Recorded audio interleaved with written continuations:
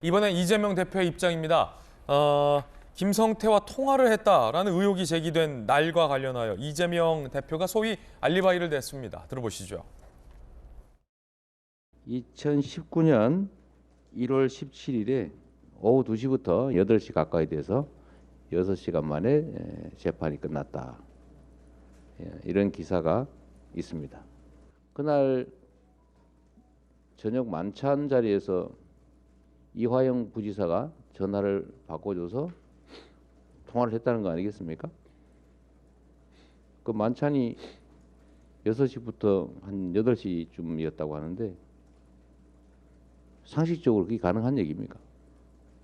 의미가 없잖아요, 소설이. 너무 말이 안 되니까. 제가 그날 재판받는 걸 뻔히 알면서 그런 전화를 해가지고 바꿔주고 그러겠습니까? 명색이 부지사가. 박정하 수석, 그날은 통화 안 했다. 통화했겠냐라고 하셨는데 이재명 대표가 얼마 전에 어디죠? SBS인가 KBS인가 MBC인가에 출마가 아니라 출연하셔서 누군가가 술 먹고 전화를 바꿔준 것 같은데 기억이 안 난다. 그럼 그 통화는 언제입니까?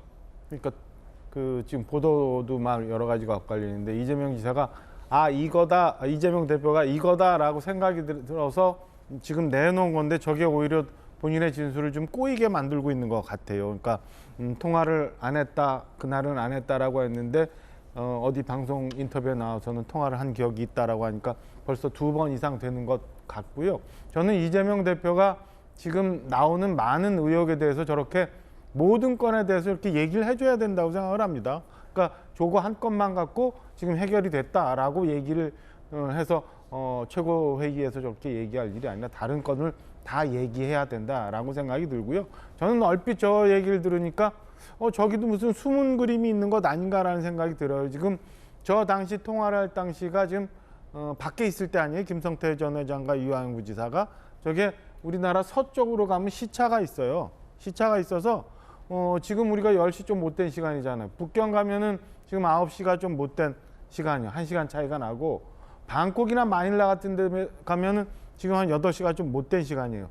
이재명 대표가 얘기하는 우리에서의 재판이 끝났다는 8시는 북경에 가면 7시고 방콕이나 마닐라 가면 6시예요. 그러니까 저것도 저는 무언가 숨은 그림이 있어 좀 더 확인해 볼 부분이 있다고 봐요. 우리만 그냥 8시 됐으니까 통화할 수가 없었다라고 얘기하는 걸 믿을 수만은 없는 상황이다. 그래서 아까 말씀드린 것처럼 자세하게 모든 거 다 얘기해 주고요. 이런 질문에 대해서도 분명하게 얘기를 해줘야지 저렇게 쭉 기자들이 질문이 굉장히 많은데도 불구하고 전혀 답 안 하고 묵묵부답이라고 하고 소설이라고 하고 심지어는 지금 3차 검찰 출두해야 되는데 그 출석 날짜도 좀 특정하지 않고 있잖아요. 국민들이 궁금해하는 부분, 그다음에 검찰이 수사하는 부분에 대해서 적극 협조하고 적극 방어할 때 그때 본인을 믿어주는 사람이 나올 수 있고 재판에도 유리하게 작용이 될 수 있다라고 저는 생각을 합니다. 김성태와 통화, 이화영이 바꿔줬다라는 의혹에 대해서 이재명 대표는 그날 나 재판받았다, 사실 아니다, 검찰 소설이다라고 부인을 했습니다. 그런데 앞서 민주당의 입장 중에서, 민주당 논평 중에서 김성태 전 쌍방울 그룹 회장이 이재명 민주당 대표와 전화 통화에 대해서 검찰이 진술했다라는 보도에 대해서 민주당이 이 통화는 이재명 대표가 이미 언론 인터뷰에서 밝혔던 내용과 배치되지 않습니다. 누가 바꿔준 전화로 모르는 사람과 통화하는 일이 범죄라도 됩니까? 라고 민주당이 논평을 냈습니다. 1월 31일이에요. 그럼 이 논평대로라면 그 통화가 이화영 부지사가 술 취해서 바꿔줬다라는 그 통화가 배치되지 않는다라는 민주당의 논평 같은데 이재명 대표는 그때 통화 안 하셨다라고 지금 하시면 언제 통화를 했다는 거죠?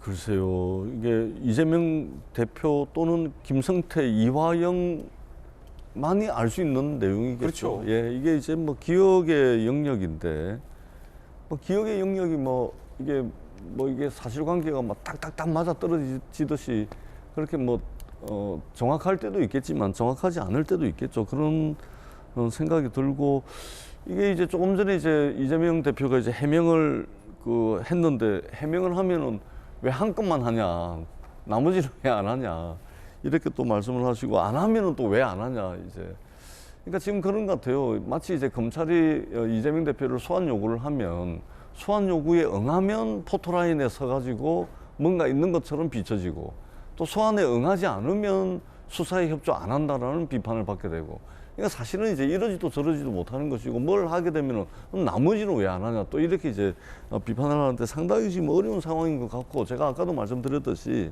지금 주장 또 전언 또는 뭐 진술 뭐 이런 것들이 지금 매일 생중계되듯이 언론에 보도가 되고 있기 때문에 우리가 수사 상황을 좀 지켜보자 이렇게밖에 말씀을 드릴 수가 없을 것 같습니다.